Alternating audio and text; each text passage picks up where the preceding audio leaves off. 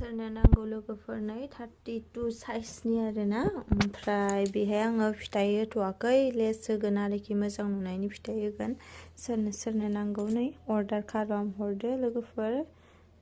बिराद मोजां खानाय कालारा 32 साइजनि बे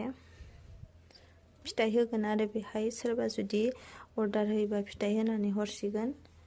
आरो नै बेबो गांसे 32 साइजनि बेबो बिदि खानाय दङ बेखौबो फिथाइ नांगौबाथाय होना हरगोन आरो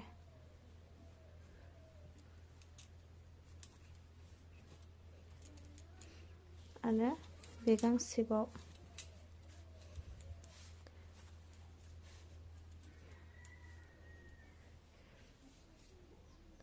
32 साइजनि बेबो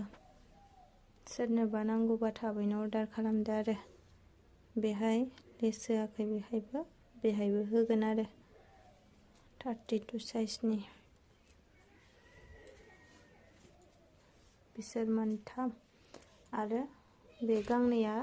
34 बे गांनैया 34 दे सोरनोबा नांगौबा अर्डार खालाम हरखादो बिराद मोजां खानाय